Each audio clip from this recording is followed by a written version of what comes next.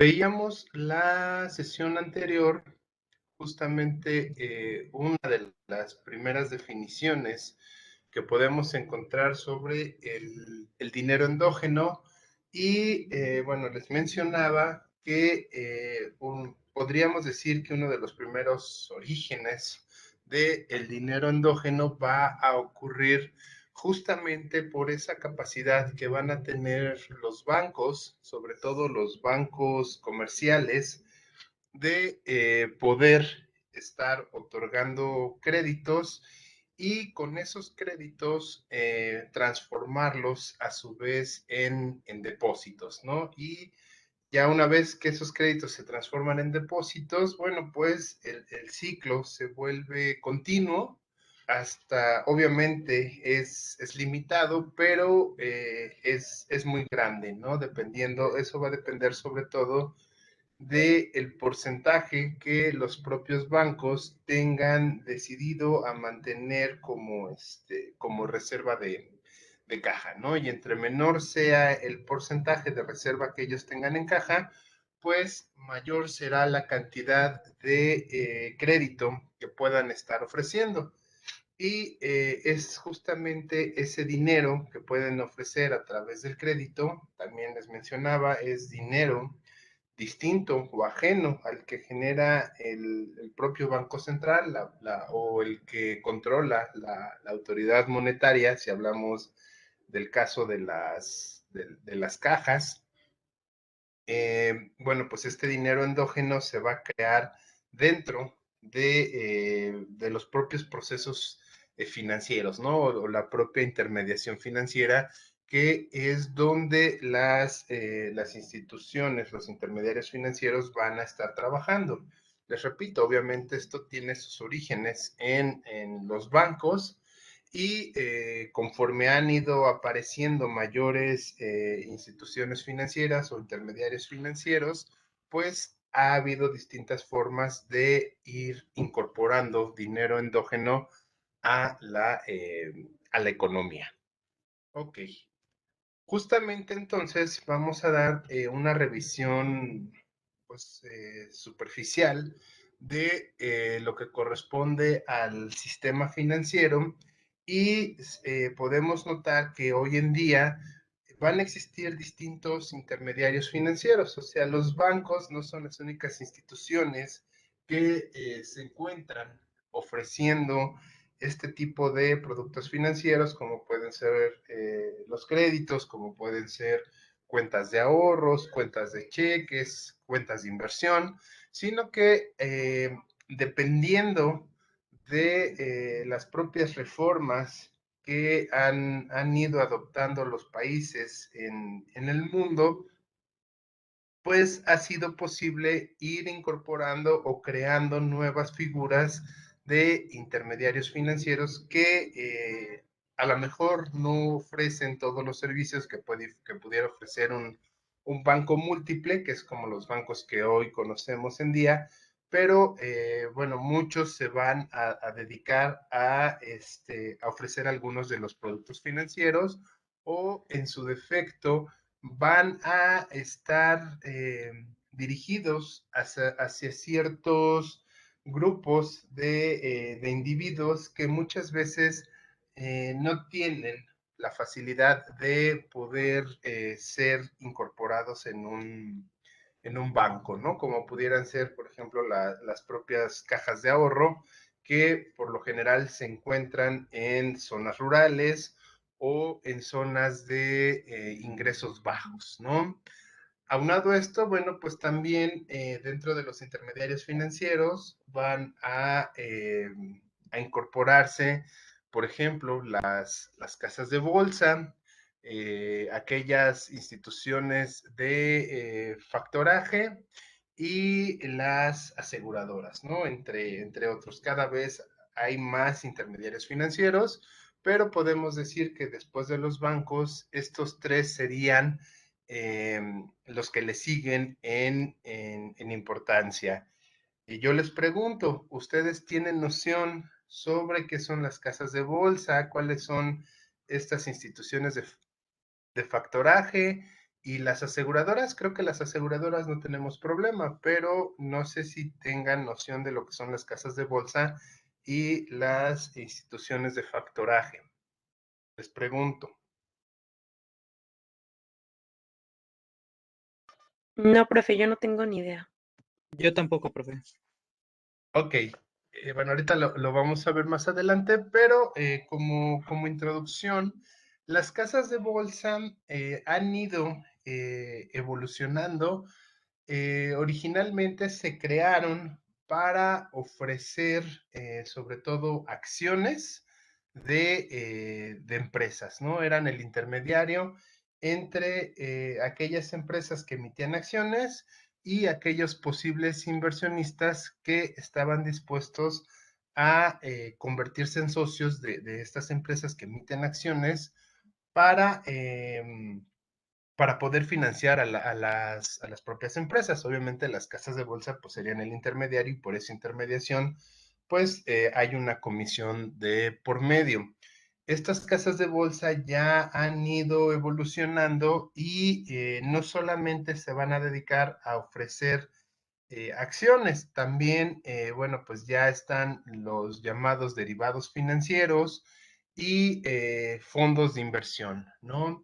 Rápidamente les explico, los fondos de inversión es una forma en la cual estas casas de bolsa pueden agarrar, comprar, por ejemplo, varias acciones de distintas empresas, incluso pueden comprar bonos del gobierno, incluso pueden comprar algunos instrumentos que emitan los bancos y con toda esa compra de instrumentos que hacen, digamos que los juntan en una bolsa y supongamos que todos en sumatoria van a dar, no sé, a lo mejor 1 millón de pesos. Entonces, ese instrumento de 1 millón de pesos, digamos que se particiona de formas iguales y entonces las casas de bolsa ofrecen cada una de estas partes a sus clientes. O sea, suponiendo que fuera 1 millón de pesos y tuvieran 1 millón de clientes, para hacerlo muy sencillo,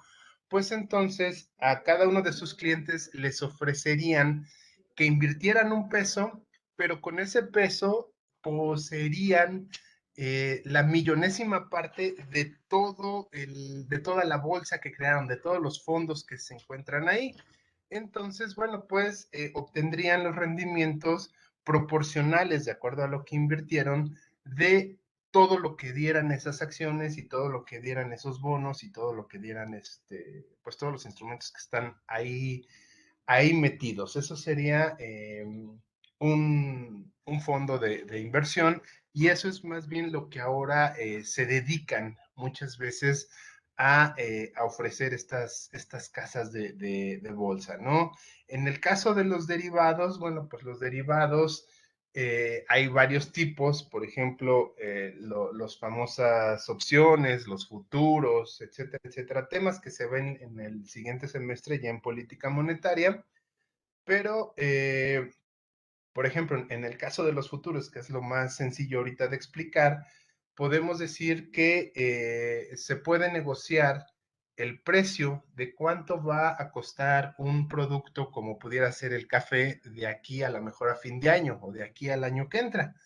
Entonces, por lo general se buscan dos partes y se dice, ok, el productor de café, hoy el kilo de café está en 100 pesos, por poner un ejemplo, y ese productor va a asegurar que le compren su kilo de café, eh, pero trata de asegurarlo, no sé, a lo mejor a 105 pesos. Y por el otro lado, existe un comprador que está necesitado de comprar ese café y para asegurar que a él se lo van a vender y que independientemente de cuál sea el precio del café de aquí a un año, pues él lo va a poder comprar y entonces a lo mejor él estaría dispuesto a comprar dentro de un año un kilo de café a 107 pesos. Obviamente ese diferencial de 107 que está dispuesto a comprarlo el comprador, valga la redundancia, y a venderlo en 105 el productor, ese diferencial será justamente la ganancia de la casa de bolsa.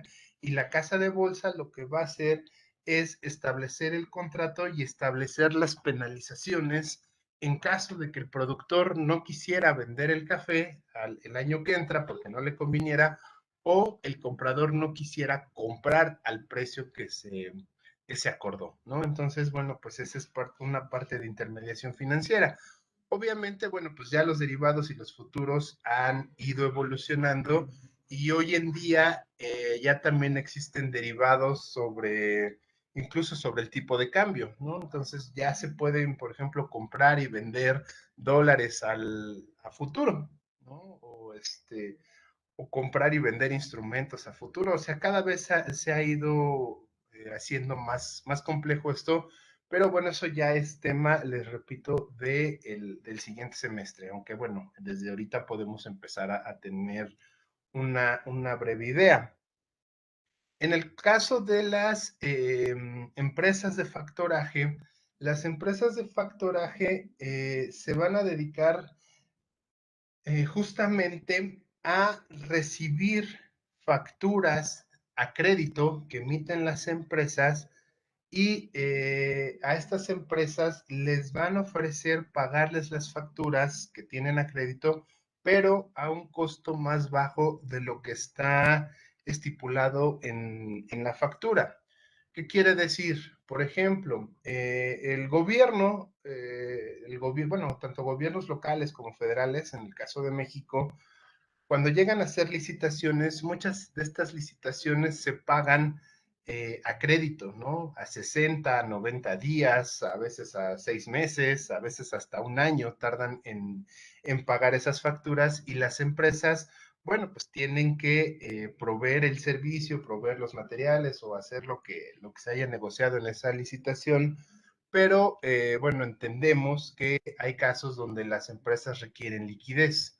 Entonces, supongamos que si el gobierno a ustedes les compró un proyecto por 10 millones de pesos, pero esos 10 millones se los va a pagar hasta dentro de 6 meses, puede ser que ustedes no tengan la solvencia económica de estar manteniendo en espera ese pago de aquí a 6 meses o de aquí a un año. Estas empresas de factoraje lo que van a hacer es que esas facturas las van a recibir, supongamos esa factura de 10 millones de pesos, la van a recibir y van a estar dispuestas a pagar, no sé, a lo mejor 7 millones de pesos por esa factura al instante, siempre y cuando la factura se endose. ¿Qué quiere decir que se endose? Que entonces ahora esa factura le va a pertenecer justamente a esta empresa y esta empresa se va a encargar de cobrarle, por ejemplo, en este caso, al gobierno hasta que pasen los seis meses, ¿no? Y la empresa que tenía problemas de liquidez, pues digamos que aplica lo que dirían de lo perdido, lo recuperado.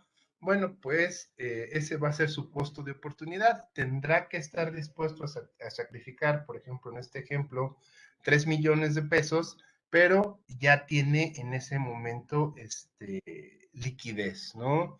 Eh, por ejemplo, esta Nacional Financiera es una empresa que se dedica al factoraje. Tiene varias cosas, ¿no? Varias áreas, pero gran parte de su trabajo, de su operación, consiste justamente en ofrecer factoraje a las empresas y sobre todo a las empresas que tienen facturas con el gobierno federal, ¿no? Esto no, les digo, no es exclusivo del gobierno, también ocurre, por ejemplo, con pequeños productores que le venden a grandes cadenas, por ejemplo, a Walmart o a Soriana o a Comercial Mexicana o al grandes almacenes, pero también a veces se ven en la necesidad de requerir liquidez y no poder esperar tanto tiempo. Entonces venden justamente sus facturas a un precio menor para que puedan tener liquidez y seguir trabajando. Y las aseguradoras, bueno, pues las aseguradoras, esas creo que no tenemos ningún problema. Son empresas que sobre todo se van a dedicar a poner o dar cierta garantía, ciertos seguros sobre algún bien pues por lo general tiene que ver sobre bienes, ¿no? O que aseguran la vida o que aseguran contra enfermedades, etcétera, etcétera, ¿no? O sea, ante un incidente, esta empresa va a hacerse responsable de los gastos que se requieran, siempre y cuando el cliente que los contrata, pues esté al corriente con sus pagos. ¿Sí quedó claro? ¿Alguna duda? Ninguna, profe. Ninguna, profesor. Ok, avanzamos entonces. Vamos a ver que paralelamente a lo que veíamos como el sector bancario, también surge, digamos que podría ser una contraparte o una parte muy importante conocida como la bolsa de valores. En sí, la bolsa de valores va a consistir en realizar las funciones de intermediación entre empresas que requieren capital, requieren un crecimiento de su capital, requieren inversiones y por el otro lado van a existir personas que obviamente tienen el dinero disponible y van a estar dispuestas a prestarlo, ¿no? A, ¿Cuál sería la diferencia en este aspecto con respecto a los bancos? Que aquí la relación es un poco más directa. Aquí tú como cliente, si estás dispuesto a comprar acciones, pues vas a saber directamente a qué empresa estás apoyando con tu dinero, ¿no? Y estás transformando, por decirlo de alguna forma, tu dinero en capital. De alguna forma te conviertes en socio de la empresa y el volverte en socio de la empresa, bueno, pues en muchos casos va a implicar absorber los derechos, pero también las obligaciones de ser socio de esta empresa. Justamente la bolsa de valores, bueno, pues va igual a manejar un diferencial de comisión por juntar justamente a las dos partes, ¿no? Por juntar a quien requiere de financiamiento con quien está dispuesto a prestarlo, ¿no? Eh, ¿qué es lo interesante de esto? Por ejemplo, en México tenemos dos bolsas de valores, la Bolsa Mexicana de Valores y recientemente se creó otra que se llama Viva, que también, pues obviamente tiene menor relevancia hoy en día que la propia Bolsa Mexicana de Valores, ¿no? Uno puede acudir a la bolsa y ¿qué va a suceder ahí en la bolsa? Que, por ejemplo, las empresas que se registran, pues van a decir, ok, yo voy a emitir, yo necesito un financiamiento, no sé, de 5 millones y esos 5 millones los voy a repartir pues a lo mejor en 5 acciones. Por lo tanto, cada acción, cada persona que esté interesado en invertir en mi empresa, tendría que comprar una acción de 1 millón cada una de ellas, ¿no? Y por el otro lado, pues obviamente va a haber personas que van a decir, ok, me interesa invertir en esa empresa, pero justamente para poder entrar a esa empresa y ser socio de esa empresa, yo necesitaría, en este ejemplo, 1 millón de pesos mínimo para poder participar. Obviamente, pues por lo general, ya de manera institucional, se recomienda que las empresas atomicen o pulvericen esas participaciones, o sea, hagan acciones realmente de precios muy, muy, muy bajitos para que sea más fácil que los posibles compradores de esas acciones pues se vean más motivados, ¿no? A lo mejor, eh, si yo requiero una inversión de 5 millones, pues a lo mejor lo conveniente sería, no sé, a lo mejor crear acciones de 1 peso, entonces necesitaría 5 millones de acciones, emitir 5 millones de acciones, y entonces, bueno, pues así ya sería más fácil que prácticamente cualquier persona pudiera adquirir las acciones que quisiera de la empresa y obviamente obtendría beneficios a partir de las utilidades que se generaran en la empresa de acuerdo a su participación, ¿no? Entonces, bueno, pues si invertiste en nada más un peso en una acción, pero se emitieron 5 millones de acciones, pues te tocará pues lo que correspondería a la 5 millonésima vez, ¿no? De la acción, o si compraste más acciones, bueno, pues entonces a lo mejor podrías aspirar a tener mayores utilidades. ¿Qué característica tiene esto? Pues, o qué contraparte tiene esto, que siempre se ve y siempre se vende desde el lado optimista, ¿no? Pensando en que la empresa va a tener utilidades. Pero si la empresa o el proyecto no tiene una utilidad, pues entonces muchas veces tienes que compartir el riesgo. ¿Qué quiere decir compartir el riesgo? Pues tener que absorber la pérdida. Hay que mencionar que incluso en algunos casos existen distintos tipos de acciones, entendiendo que existen las acciones ordinarias y las acciones preferentes. ¿Qué diferencia hay? Digo, hay más tipos de acciones, pero estos serían como los más grandes. Una acción ordinaria por lo general es la primera emisión de acciones que hace una empresa y por lo general esas acciones siempre se van a quedar, perdón, con los miembros fundadores de la empresa. ¿Por qué? Porque esas acciones, las primeras acciones que se emiten, son las que van a dar voz y voto dentro de la toma de decisiones de las acciones. Por eso, generalmente esas acciones no se ponen a la venta.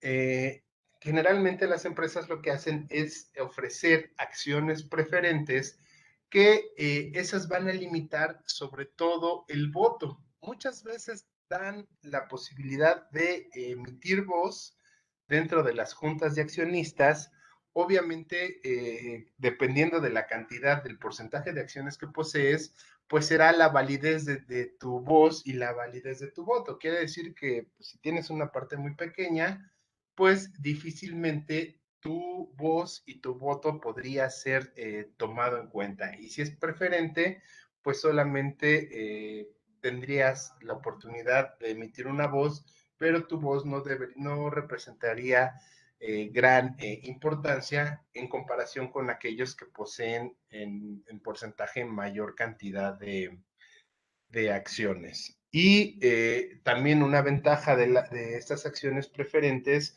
pues va a consistir en que en caso de que la empresa quebrara, esa es una ventaja, en caso de que la empresa quiebre, pues no estás obligado a cubrir esos gastos de quiebra, ¿no? O sea, simplemente, bueno, pues ya perdiste lo de tus utilidades, perdiste lo de tus acciones y ya ahí quedó, mientras que aquellos socios que poseen acciones ordinarias, pues están obligados justamente a realizar el pago de todas esas obligaciones y pasivos que tiene la empresa, ¿no? Como puede ser el pago de sueldos y salarios, la liquidación del propio personal, el pago a proveedores, y a veces si la empresa no tiene fondos suficientes, pues los propios accionistas tienen que utilizar su propio patrimonio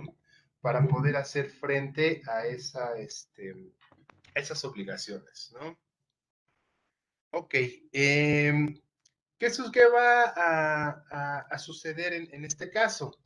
Bueno, en el caso institucionalizado, por lo general, cuando las empresas necesitan de mayor financiamiento y ya son empresas muy grandes o muy conocidas, pues recurren a la bolsa, se registran ante la bolsa de valores de su conveniencia y hacen la emisión de las acciones. Obviamente, la bolsa de valores pues se va a dedicar a darle toda la publicidad y a llevar de manera más organizada esa compra de acciones.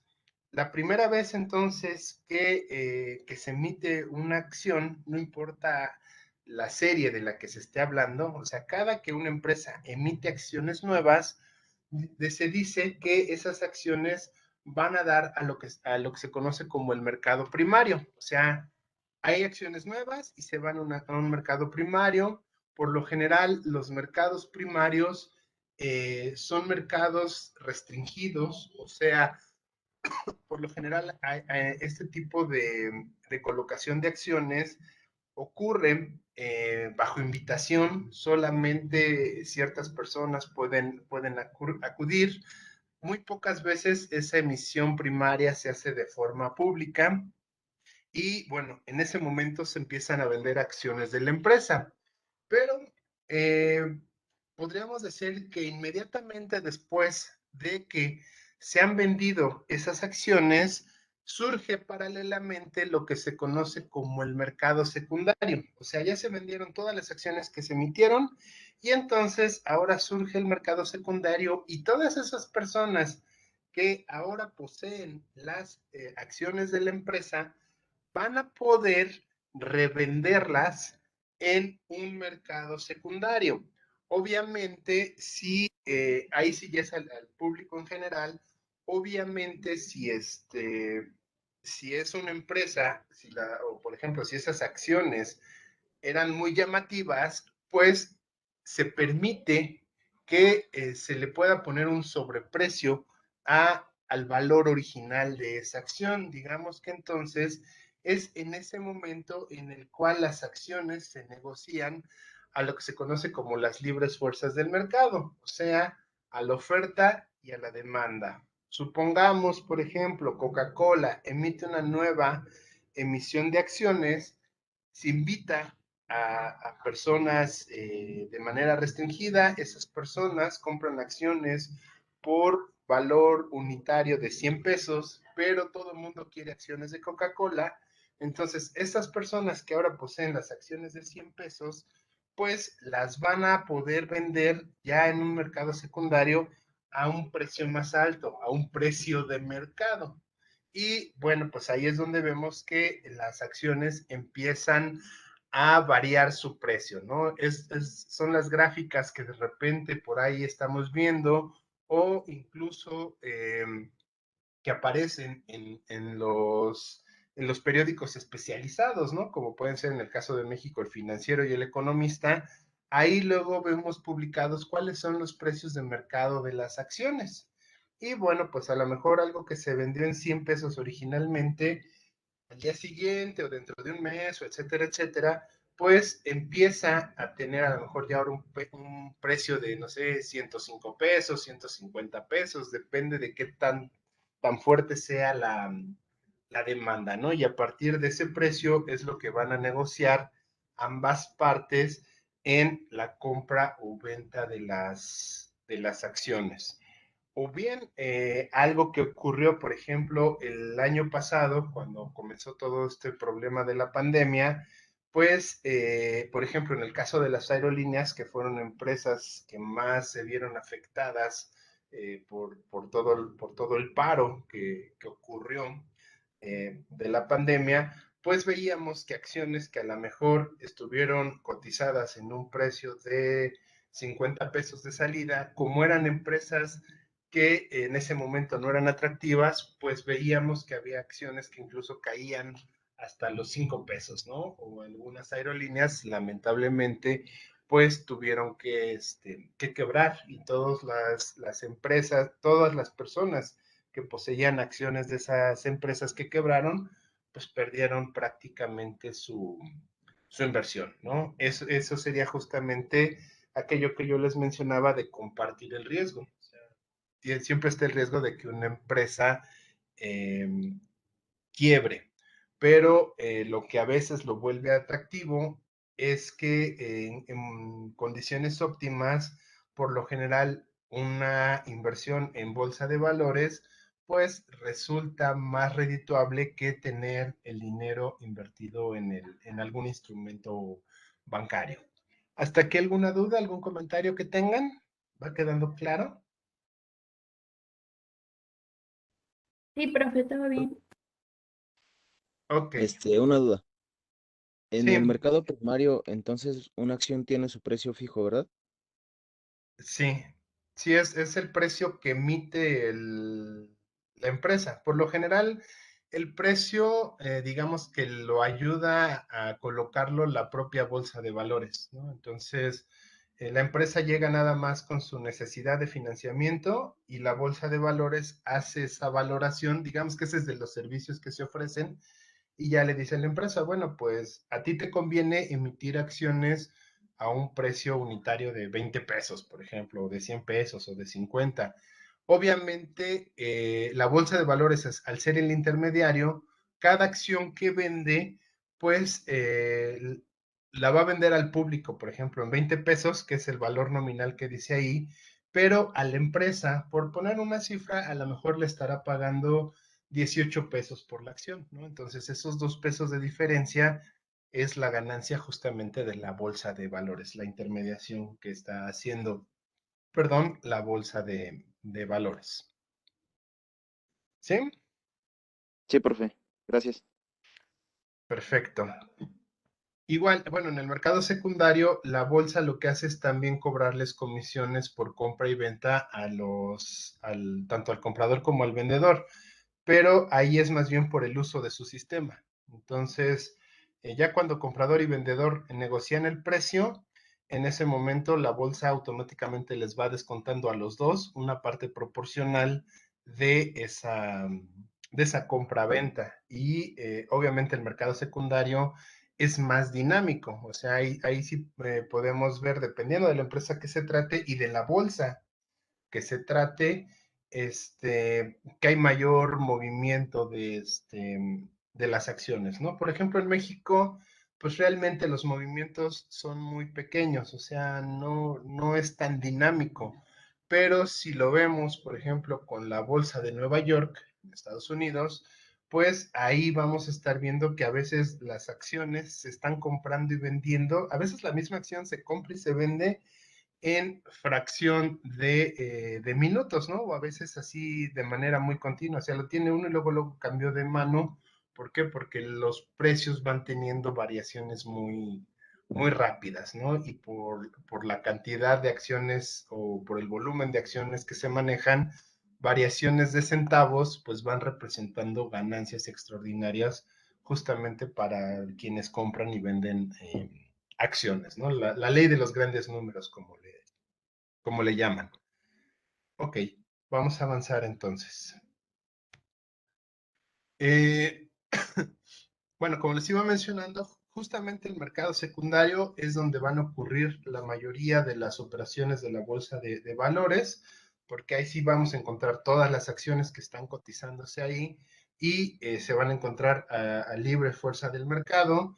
Es más, si ustedes entran a los simuladores de las bolsas de valores, pues van a ver que constantemente están cambiando su precio y en muchos casos a veces se puede observar eh, cómo está la oferta y la demanda de esas acciones, ¿no? ¿Qué tanto están cambiando de manos? Igual, las bolsas por lo general tienen un horario, en el caso, por ejemplo, de México, pues la bolsa abre a las 8 de la mañana y cierra a las 2 de la tarde, pero incluso cuando la bolsa cierra, digamos que abren otras bolsas en otras partes del mundo e incluso desde otras bolsas se empieza a prenegociar, por decirlo de alguna forma, el valor de esas acciones. O sea, quiere decir que hay personas que durante la noche ya están haciendo acuerdos sobre cómo va a estar la compra y venta de sus acciones. Y eso quiere decir que al otro día a las 8 de la mañana pues en ese momento se empiezan a hacer de manera automática todas esas compras y ventas de acciones que durante la tarde y la noche ya se empezaron a negociar, ¿no? Entonces es una volatilidad o un movimiento muy grande lo que ocurre en las acciones, sobre todo en bolsas grandes, les repito, como pues las bolsas de Estados Unidos, ¿no? Sobre todo la de Nueva York, que es una de las bolsas que más movimiento presenta. Y bueno, algo que no debemos de dejar de lado es que en este mercado, pues el motivo principal de los inversionistas siempre va a ser la especulación, ¿no? O sea, realmente el objetivo principal que podríamos nosotros esperar en un óptimo de que una persona esté dispuesta a ayudar a una empresa a crecer por financiamiento y a volverse socio, realmente ha quedado de lado y el motivo principal pues va a ser la especulación. ¿Por qué? Pues porque digamos que se van a regir estos inversionistas por el hecho de buscar comprar barato y vender caro, ¿no? Y ese diferencial lo que les va a representar es obtener algún tipo de ganancia. En el argot de la bolsa se dice entonces que no hay ganadores ni perdedores, solamente hay personas que se van a estar transfiriendo valores. O sea, no es que tú hayas ganado y el otro haya perdido, más bien, de acuerdo a este argot, dicen, bueno, pues,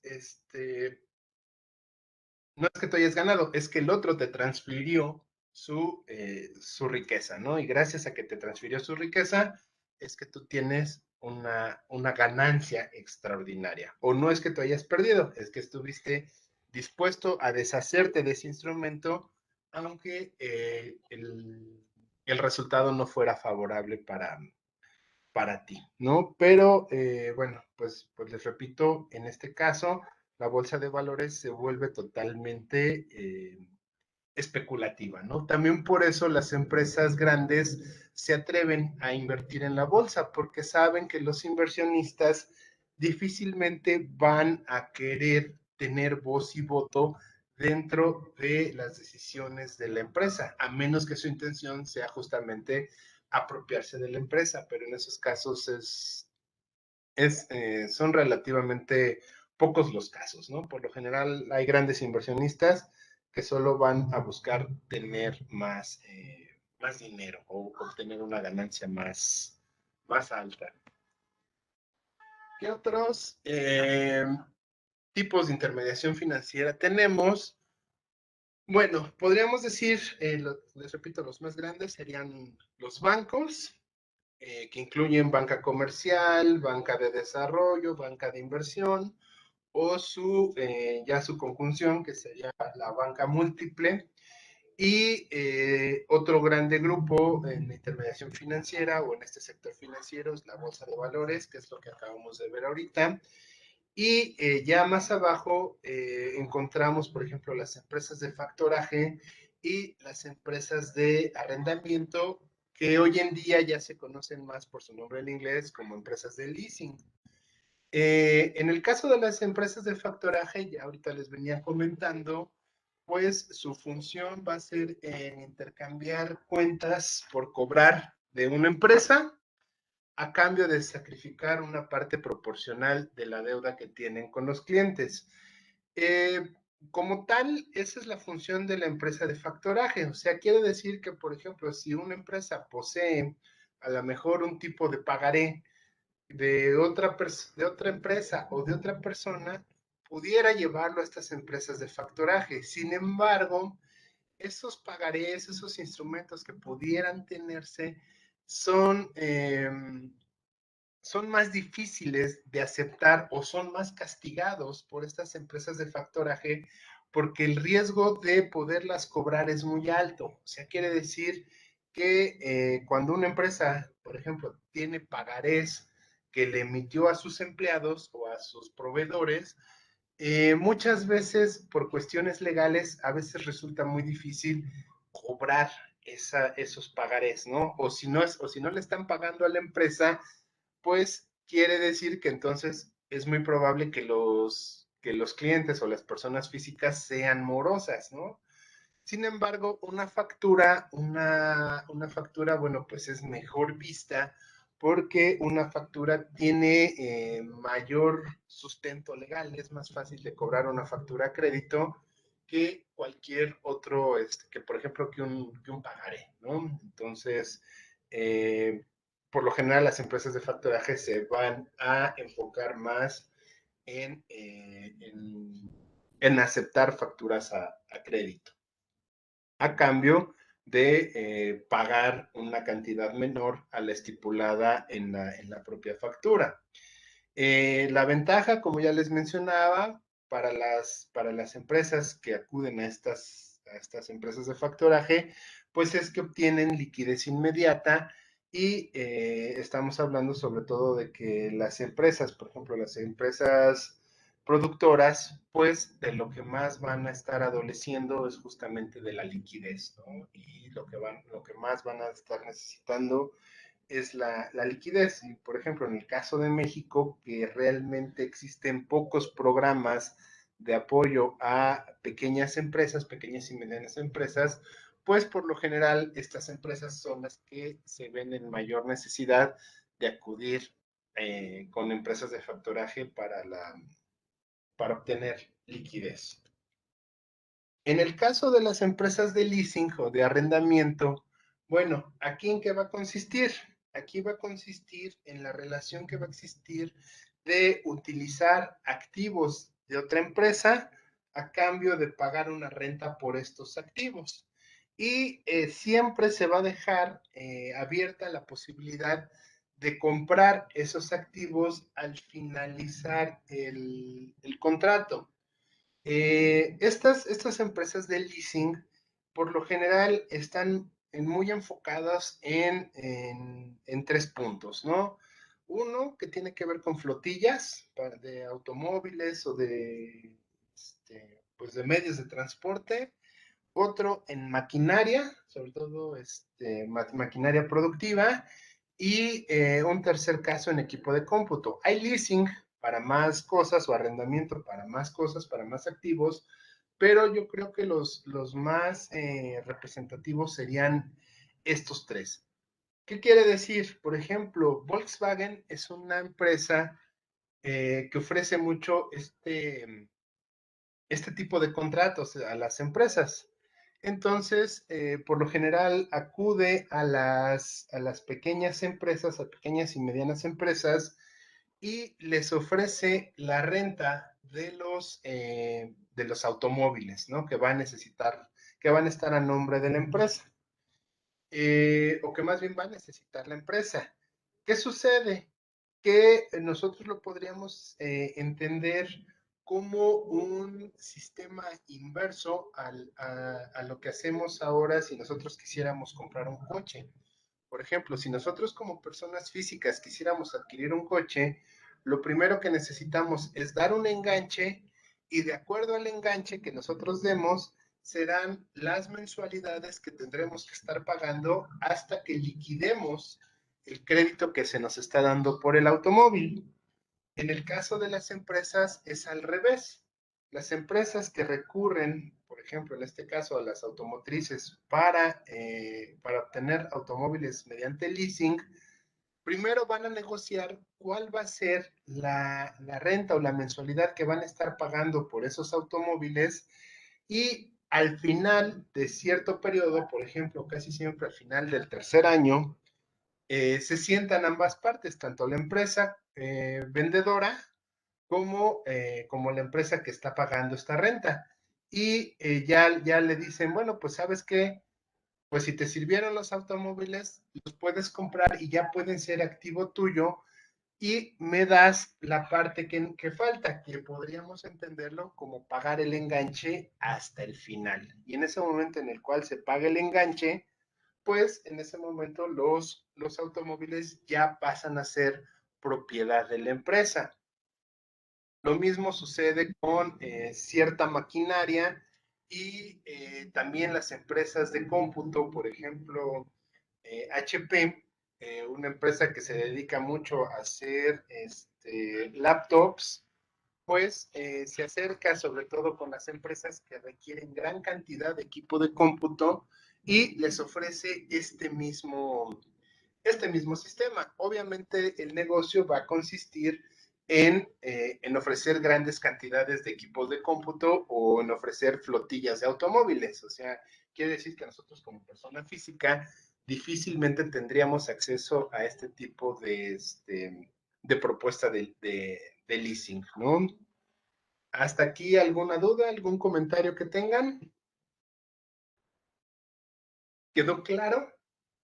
Sí, quedó claro, profe. Yo quisiera hacer un comentario acerca de lo que estamos viendo. Ujú, Bueno, me parece muy interesante cómo pues ha ido transformándose el dinero a través del tiempo y apenas, bueno, de las lecturas que nos dejó, me pareció algo ajá. interesante. Bueno, venía una pregunta hasta abajo que dice, ¿qué nuevas formas de pago surgirán y cómo modificarán nuestra vida? Me puso mucho como que a analizar toda esta situación y conforme las clases, pues sí he pensado mucho cómo sería en un futuro como el dinero, cómo se va a transformar. Aparte, no sé si usted ha visto en internet que en Estados Unidos sacaron de Amazon me parece una tienda, un mini super, donde ya no hay cajeros, donde ya no hay como personas que te den el producto, simplemente tú vas a la tienda, escaneas un código, entras con las personas que vayas a entrar, tomas no sé, un jugo, o sea, galletas, ese tipo de cosas, te las llevas y en automático ya te llega como la recarga a tu celular. Entonces todo este tipo de cuestiones me están pareciendo como muy, no sé, o sea, muy interesantes, profe, porque si lo vemos a futuro, pues yo siento que, o sea, cada vez nos vamos acercando más y más y más y más. Al final del día yo siento que ya no vamos a cargar como dinero en efectivo. Incluso ahorita ya lo podemos ver, o sea, casi todo es por transferencia. Este, no sé, es algo que me parece muy interesante y es algo que quería como compartir. Y igual le quería preguntar a usted, profe, ahorita que estamos hablando de la bolsa de valores y todo eso, ¿usted conoce alguna aplicación que nos recomiende para poder como empezar a ver todo esto? Ok, gracias, Giovanni. Bueno, no sé si tengas algo más, si no, ahorita ya empiezo No, con... ya es todo, profe. Ok, muchas gracias. Bueno, primero con lo de la tienda de Amazon, sí es una maravilla, pues digamos, ahorita son los pilotos, ¿no? Que se están haciendo. Eh, Obviamente, bueno, pues la intención es tratar de reproducir ese esquema de tienda de autoservicio pues en varias, ¿no? Digo, Amazon ahorita lo está haciendo, efectivamente, tú nada más te registras con tu usuario, tomas las cosas, los artículos que quieras, y al momento que sales de las tiendas, en ese momento se te hace un corte. ¿Por qué? Porque tiene unos sensores, bueno, los productos tienen etiquetas, y al momento que salen de la tienda, en ese momento se van haciendo los cargos a tu cuenta de Amazon, ¿no? Digo, esa es una maravilla para el cliente. Esos son los nuevos retos que se tienen ahora con la economía digital, con lo que se conoce como la economía digital, que, bueno, pues ya involucra la cuestión, bueno, de varios factores, ¿no? Como puede ser, obviamente, ya nuevas representaciones de dinero, tiene que ver también mucho la incorporación tecnológica, eh, incluso las propias realidades, ¿no? La realidad aumentada, la realidad virtual. O sea, hay muchos factores, la propia industria 4.0. Entonces, todo eso ahora está englobando lo que se conoce como la economía digital, que bueno, es algo que a mí en lo particular me apasiona.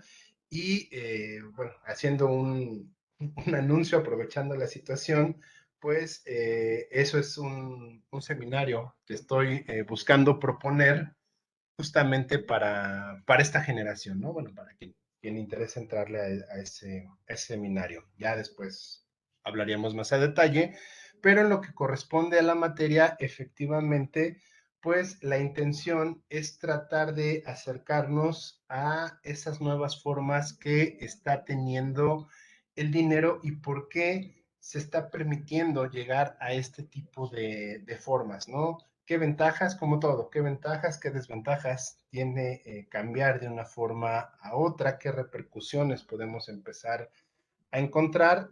Yo creo que hasta ahí llega este curso, y el semestre que entra en la cuestión de política monetaria, pues justamente se ve cómo va afectando justamente el dinero a todas las decisiones que tiene que tomar y a todos los retos que se tienen que enfrentar justamente la autoridad monetaria, ¿no?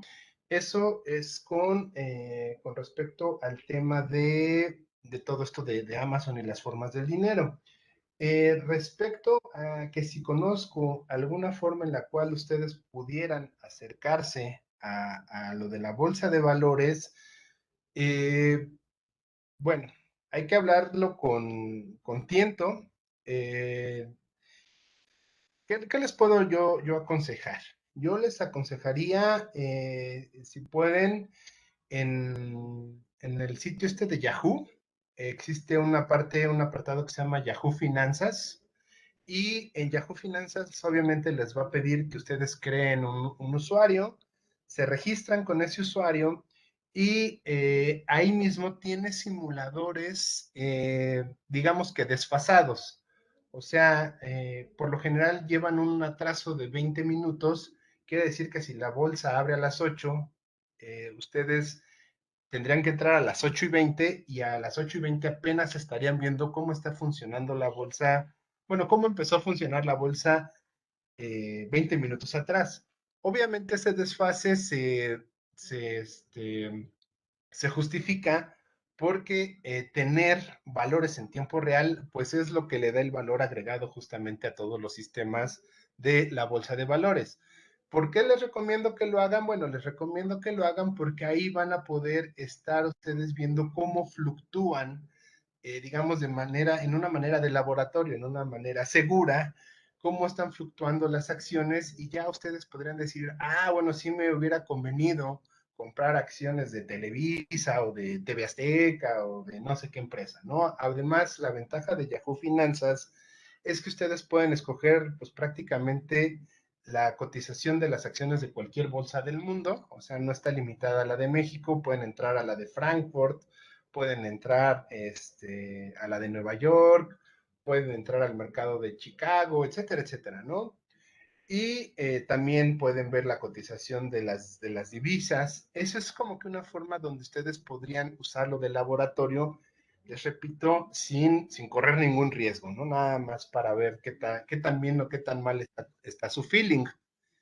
Ya, si ustedes quieren entrar ya de lleno e invertir y sufrir a lo mejor la adrenalina de ahora gané y ahora perdí, y a lo mejor frustrarse o a lo mejor estar muy contentos, existen sobre todo aplicaciones del celular que les permiten hacer inversiones pues realmente con poco dinero. Por ejemplo, yo ahorita una que estoy utilizando justamente de pruebas y sinceramente no me ha ido tan bien, y eso que según he hecho estudios, es una que se llama GBM+. Esa es de Grupo Bursátil Mexicano.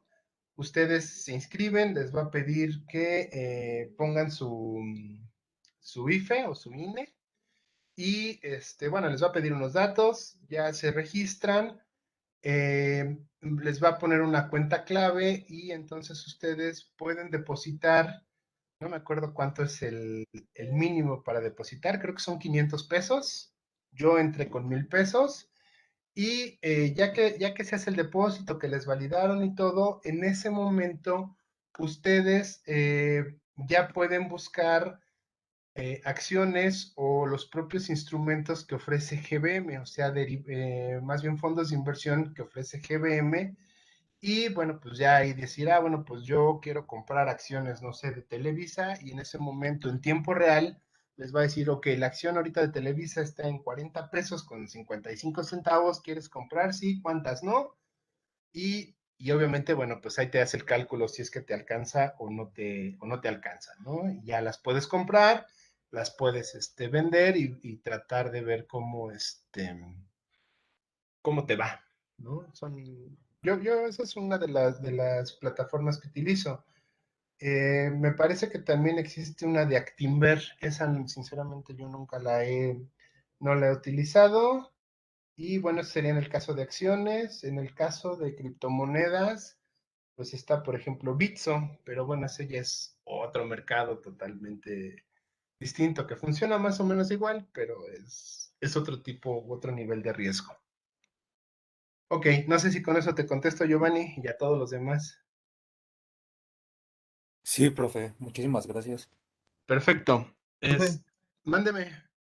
Igual Actinver cada año lanzan un reto que es sobre la bolsa. Bueno, ahí sobre la bolsa mexicana. Igual dan seminarios y demás cursos para que aprendan ahí a entrar a la bolsa. Para estudiantes está en 500 pesos. Ok. De hecho, va a comenzar el 4 del siguiente mes. Ah, pues Y ya mero. otra plataforma igual para empezar ahí, como así usted dijo, es eToro. Y ahí aparte también hay foros como tipo Reddit para ver, entre otros usuarios, cómo va cada acción o el Bitcoin o demás.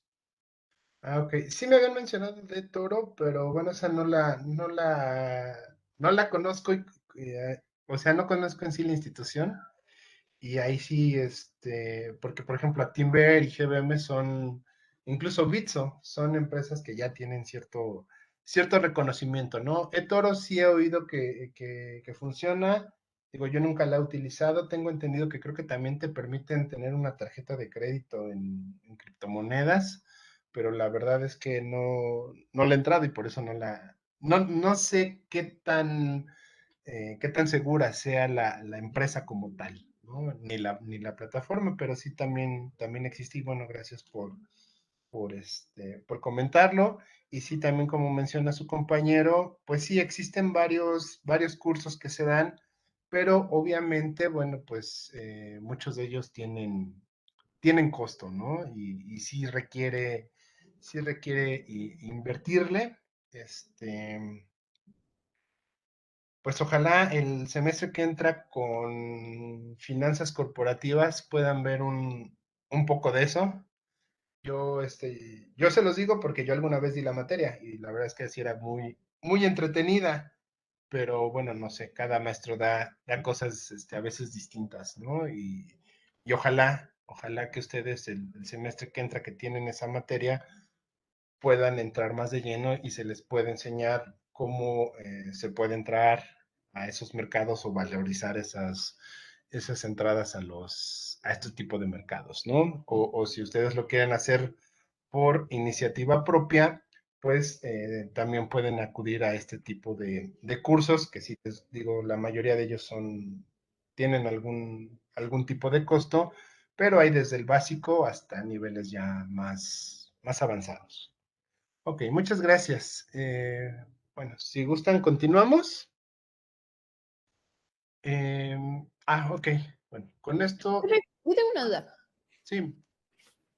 Hablando de la bolsa, yo la otra vez, un profe dijo que, por ejemplo, el cambio de horario, cuando, o sea, como que se perdía la hora, en las acciones, en la bolsa, como que algunos agarraban ventaja y así, pero eso no lo entiendo. O sea, ¿cómo podrían agarrar ventaja cuando se hace ese cambio de hora? Porque al final, pues es en la noche, no es como que fuera en el día. Incluso también, o sea, como que ese mismo profe decía que también cuando se hace el apagón, como cada año, que aparte que solo es un minuto, que en ese minuto también se agarra como ventaja y que como que muchos ahí como que tienen grandes pérdidas. Ah, ya.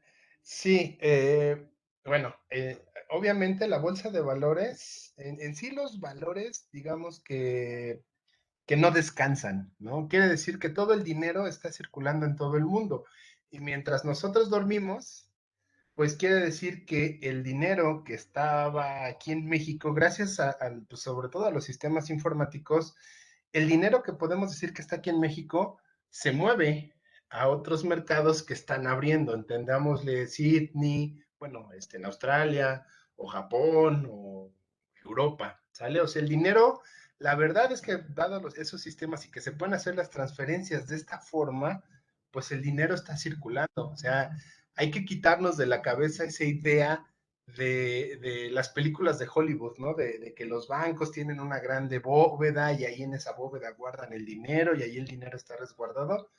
No es cierto. ¿Por qué? Porque cada vez, si ustedes observan, las sucursales de los bancos son cada vez más pequeñas. O sea, sí hay efectivo, pero no tienen el dinero de todos sus clientes ahí guardado en una bóveda. ¿Por qué? No es redituable. Entonces los bancos y todas estas instituciones pues lo que hacen es justamente estar haciendo que ese dinero que nosotros depositamos esté trabajando en algún otro lugar del mundo y ya después regrese en la mañana a donde nosotros, bueno, a estos bancos. Obviamente es un riesgo que todos los bancos, todas estas instituciones están dispuestos a afrontar, pero sigue siendo un riesgo. Respecto a lo de los cambios de horario, sobre todo Estados Unidos protestó con México de que México no tenía cambio, bueno, sobre todo la bolsa mexicana de valores que está en la Ciudad de México, no existía el cambio de horario. Y Estados Unidos, por ejemplo, su bolsa de Nueva York, que les repito es una de las más importantes, pues ellos sí tienen que cambiar de horario, el horario de verano, el horario de invierno. ¿Qué sucede o qué sucedía? Que, por ejemplo, en ciertas ocasiones del año, la Bolsa de México y la Bolsa de Nueva York tenían el mismo horario de trabajo, ¿no? Las dos abrían a la misma hora, cerraban a la misma hora y las operaciones que se hacían, pues ahí quedaban.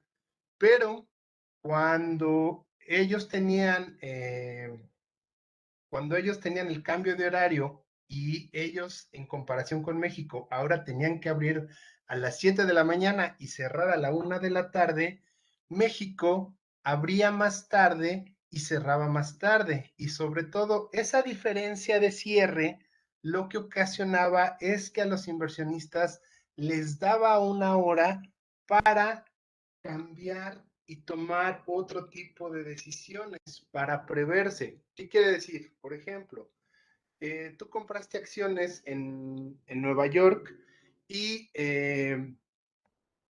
no sé, a 5 minutos antes de que cierre la bolsa, se caen las acciones. Entonces, pues ni modo, ya tuviste una pérdida y la tienes que afrontar.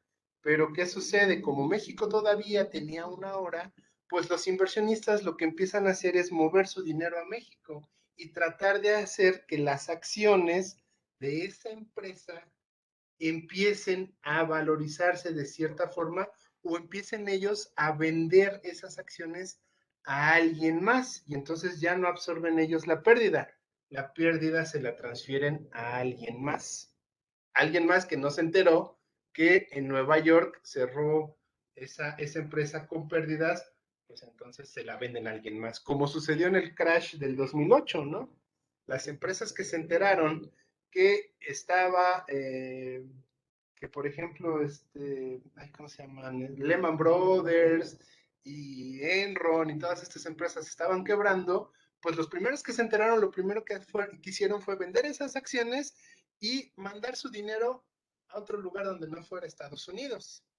Aquí pasa lo mismo, como no hay ninguna restricción de capitales, si tú ves que en la bolsa de Estados Unidos le empieza a ir mal, y tienes esa diferencia con México, puedes mover rápidamente tu dinero a México y ya tú no absorbes la pérdida.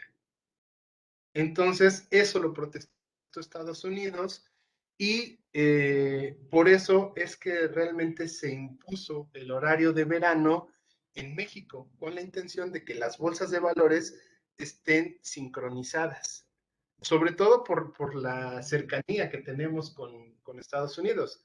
Ya cuando cierra la Bolsa de México, empiezan a abrir las bolsas que se conocen como overnight, que son la de Japón y la de, bueno, primero abre Sydney en Australia, y ya cuando estas bolsas abren, pues ya la volatilidad es menor, entonces es más difícil de hacer variaciones en el mercado. No sé si me explico. Esa es justamente la razón de que una bolsa cierre antes que la otra.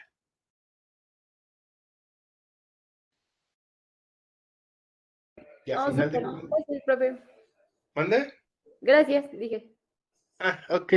Sí, pues a final de cuentas, hoy gracias a la tecnología tú puedes transferir millones de dólares o de dinero con darle un clic, ¿no? O sea, ya si lo tienes en un sistema informático, en ese momento le das clic y ya puedes transferir tu dinero a Japón, a donde quieras, ¿no? Esa es la ventaja que se tiene para los inversionistas, pero obviamente pues tiene problemas muy grandes con el resto o con los países, ¿no? Ese movimiento de capitales tan abrupto. Ok, vamos entonces a revisar las láminas de Banxico. Ya para terminar esta parte de conceptos, primero, bueno, ¿qué es el dinero? ¿Qué nos dice Banxico? ¿Qué es el dinero? Y nos dice Banxico que el dinero va a ser un conjunto de activos, de una economía, en el cual las personas regularmente van a estar dispuestas a usar como un medio de pago para comprar bienes y servicios, ¿no? Es algo así como que medio abstracto, pero bueno, pues ya, o sea, nos está diciendo que es un conjunto de activos, o sea, pueden ser varias cosas que que las personas utilicen, que las personas aceptan y si las personas están dispuestas a utilizar estos activos, estas cosas como medio de pago, bueno, pues entonces eso lo podríamos entender como dinero. Nos dice que, bueno, pues a lo largo de la historia se han ido utilizando diferentes objetos como dinero, ya lo hemos estado viendo, que en un principio se tuvo pues las mercancías, incluso el dinero mercancía, ese dinero pues tenía cierto valor intrínseco, pero conforme hemos ido avanzando, el dinero se ha ido transformando hasta lo que hoy conocemos como el dinero fiduciario, ¿no? ¿Qué características debe de tener el dinero o está de común acuerdo para el dinero? Pues debe ser algo que se conserve y que sea fácil de transportar, ¿no? Entonces, por ejemplo, si nosotros revisamos lecturas de Milton Friedman, tiene un libro por ahí que se llama El perjuicio del dinero, pues Friedman es lo que menciona, ¿no? O sea, podríamos tener una economía de piedras siempre y cuando las piedras fueran piedras pequeñas, ¿no? O sea, porque tener una rocotota pues sería muy difícil para poder utilizarlo como dinero. Por lo general se utiliza algo que puedas cargar, digamos, en el bolsillo y sobre todo pues que se conserven y el factor escasez va a ser algo que también se le añada, ¿no? O en un principio se le añada, como puede ser el caso del oro y la plata, que eran metales preciosos que cumplían con las características de conservarse, de ser fácilmente transportables, pero además eran escasos y por lo tanto eran muy bien aceptados, ¿no? Hoy en día los billetes y las monedas, bueno, pues se conservan bien, son fáciles de transportar y también conservan ese concepto de escasez. ¿Por qué? Bueno, pues por el simple hecho de que solamente hay una institución que se encarga de su oferta, ¿no? Controla su oferta, es un monopolio legal, y por lo tanto son bien aceptados en casos como el nuestro, ¿no? Como México. Y bueno, pues ya hoy en día el dinero ha perdido la cuestión intrínseca y ese dinero que ya no requiere tener un valor intrínseco, pues ahora se conoce como el dinero fiduciario, o sea, el dinero de la fe, el dinero de la confianza. Nosotros, como diría el mismo Friedman, nosotros aceptamos un pedazo de papel porque estamos o confiamos en que alguien más también lo va a aceptar al mismo valor, ¿no? O sea, sabemos que el papel con el que está hecho un billete, pues no vale lo que realmente dice ahí que tiene, ¿no? ¿Por qué? Porque simplemente eh, por ejemplo, un billete yo le podría, o el Banco de México le podría poner 20 pesos, y todos lo aceptaremos como 20 pesos, pero si el banco se le ocurre ponerle un cero después y que ahora diga 200, pues entonces nosotros también tenemos la confianza en que ahora por tener ese cero más que le puso el banco, pues ahora va a valer 200 pesos, ¿no? Aunque realmente la fabricación de ese billete pues no sea de justamente esos 200 pesos, o esos, incluso ni esos 20 pesos. Ok. Entonces podemos decir, incluso el propio Banco de México nos dice que la gente acepta el dinero porque confía en que lo podrá usar en otras transacciones. Aquí la palabra confianza se vuelve muy importante. Si la gente deja de tener confianza, entonces el dinero deja de valer o deja de ser importante. Por lo tanto, justamente las autoridades monetarias en todo el mundo siempre van a buscar ser instituciones respetables y que puedan generar confianza en la población. Si ustedes observan, hoy en día, por ejemplo, en el caso de México, el propio Banco de México es una institución que nos puede caer bien, nos puede caer mal, pero a final de cuentas sigue representando autoridad. Seguimos teniendo confianza en el Banco de México. Seguimos, a lo mejor a veces hasta agradeciendo que el Banco de México tenga autonomía y que no dependa directamente del gobierno federal. ¿Por qué? Porque, por ejemplo, otras instituciones de gobierno no logran tener esa confianza que da el Banco Central. Y así como en México, pues en otros países, ¿no? Su respectivo Banco Central debe de ser de las instituciones que más confianza dé, porque, repito, si se pierde la confianza, se nos acaba nuestro sistema monetario, ¿no? Como lo que vemos en los casos, por ejemplo, de Venezuela o en el propio México, cuando el banco dependía directamente del gobierno federal en la época de los 70s, de los 80s, y pues obviamente teníamos las grandes devaluaciones, ¿no? ¿Por qué? Pues porque la gente no confiaba en el Banco de México, ya no confiábamos en los billetes y monedas que poseíamos, y lo que buscábamos era justamente deshacernos de esos billetes y monedas y tratar de tener algún sustituto del dinero, bueno, de nuestro propio dinero, como podían ser a lo mejor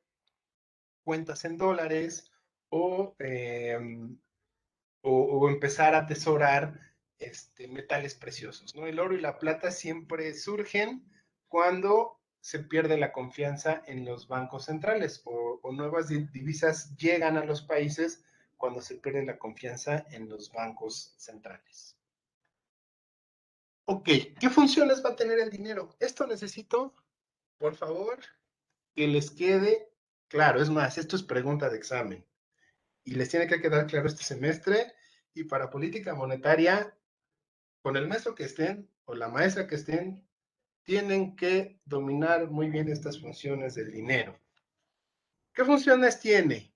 Medio de cambio. ¿Por qué se considera que el dinero es un medio de cambio? Porque va a ser generalmente aceptado para la compra y venta de bienes y servicios. O sea, lo que Marx en un principio nos dijo de la mercancía universal es algo que el dinero hoy en día debe de conservar. Es una característica, una función que debe de conservar el dinero.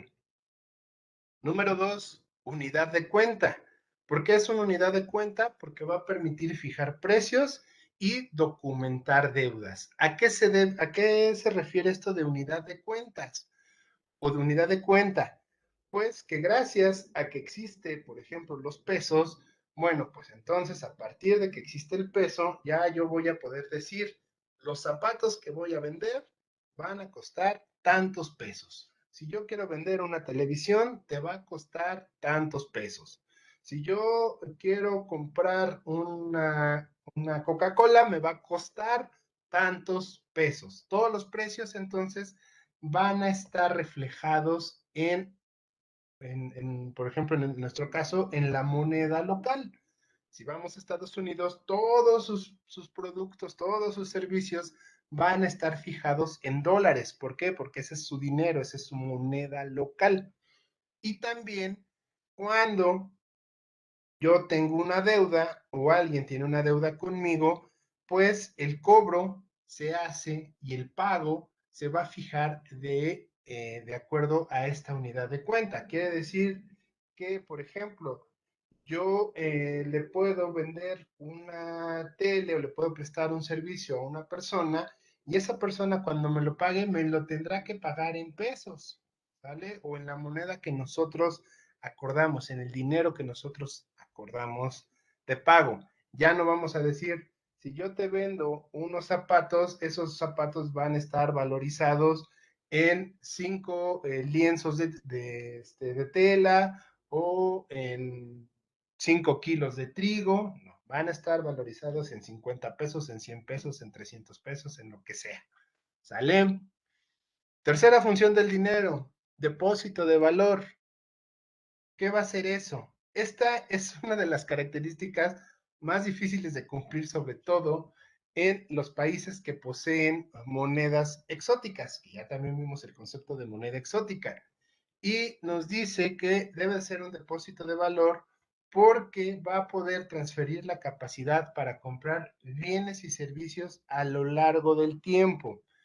¿Qué quiere decir?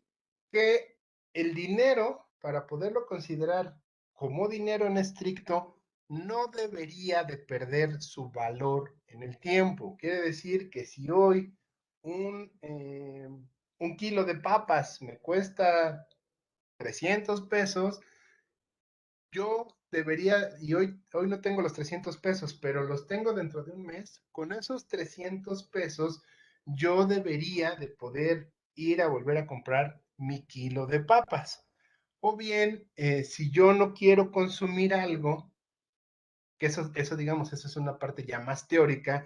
Si yo hoy no quiero consumir y ahorro ese dinero, quiere decir que al momento en el cual yo disponga de mis ahorros, ese dinero debe de permitirme a mí comprar exactamente lo que yo pude haber comprado el día de hoy y no compré hoy, sino que compré en un futuro, ¿no? Digamos que eso, por lo general, los bancos lo compensan con la tasa de interés que están pagando. Eso es una forma en la cual medio subsanamos esta parte de las funciones del dinero, de depósito de valor. Obviamente los conceptos son conceptos, pues, sobre todo que se toman de autores estadounidenses, de autores de países industrializados, y pues obviamente vemos que, por ejemplo, el dólar, la libra esterlina, el propio euro, pues esta característica no tienen, o esta función no tiene ningún problema, ¿no? Por lo general, sí se llegan a manejar ciertas cifras de inflación, pero las cifras son muy bajas. Y en el caso de nosotros, bueno, pues también debemos de reconocer que dadas nuestras características, pues incluso el propio Banco de México ha hecho un muy buen trabajo para mantener inflaciones a niveles realmente muy tratables y muy suavizados, ¿no? O sea, si ustedes observan, pues sí, todos los meses se va teniendo un reporte de inflación, de una inflación sobre todo creciente, pero los precios se van incrementando de forma muy suavizada, o sea, vamos sintiendo muy poco ese incremento de precios. Podemos decir que de esa forma no cumplimos al 100, pero sí tenemos cierto, o sea, o el Banco de México sí está cumpliendo un poco con esta función de que el peso sirva como un depósito de valor, ¿no? Eso si lo comparamos, por ejemplo, con el México de los 70s y de los 80s, que hoy un producto costaba 100 pesos y pasado mañana ya costaba 250 pesos, ¿no? Y teníamos problemas inflacionarios muy grandes, o cada que era cambio de sexenio, pues venían las grandes crisis, ¿no? Donde se tenían que ajustar todos los precios y bueno, pues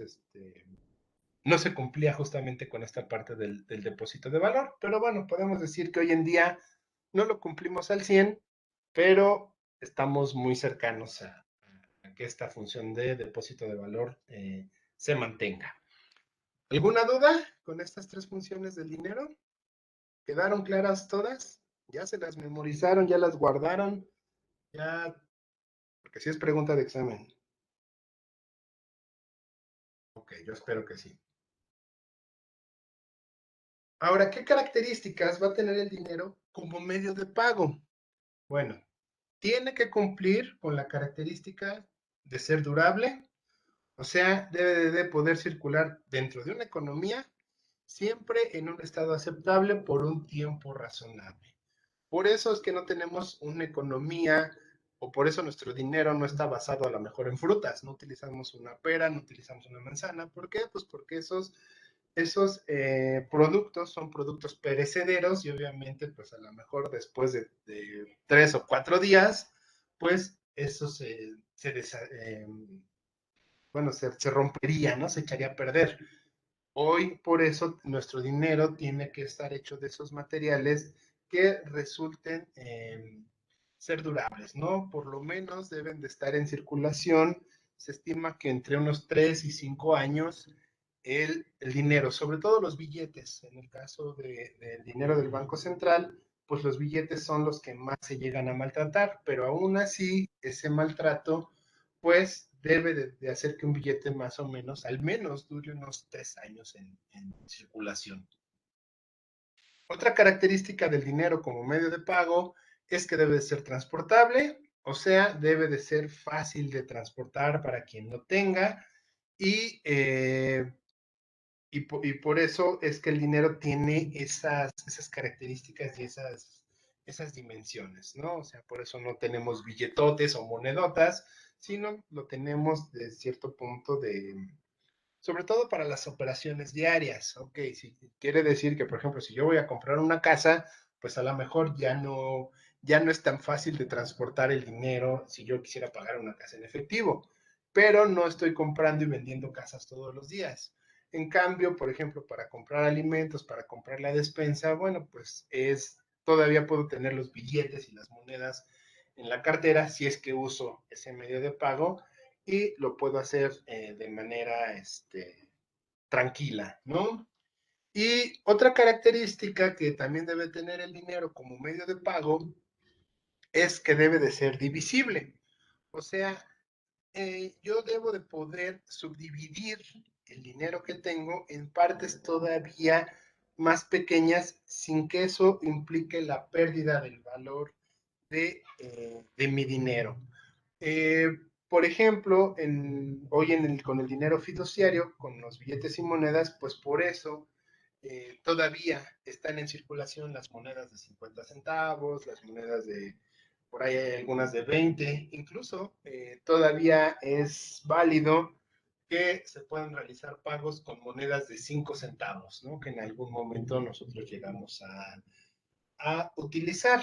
En el caso del dinero del Banco Central, digamos que por norma, por acuerdo mundial, se ha establecido que las monedas se puedan fraccionar hasta los centavos, o sea, hasta 2 posiciones después del punto decimal. En cuestión de dinero de curso legal, hablando de billetes y monedas, que eso es distinto a cómo se maneja en los mercados financieros. En los mercados financieros, la división llega hasta 4 decimales, pero en cuestiones físicas y los redondeos van a quedar siempre hasta 2 posiciones después del punto decimal, ¿no? O sea, hasta los centavos. No se emite dinero por cantidades menores a un centavo. ¿Hasta aquí alguna duda? ¿Quedó claro? Bueno, pues entonces, si no hay dudas, dejamos aquí la sesión. Como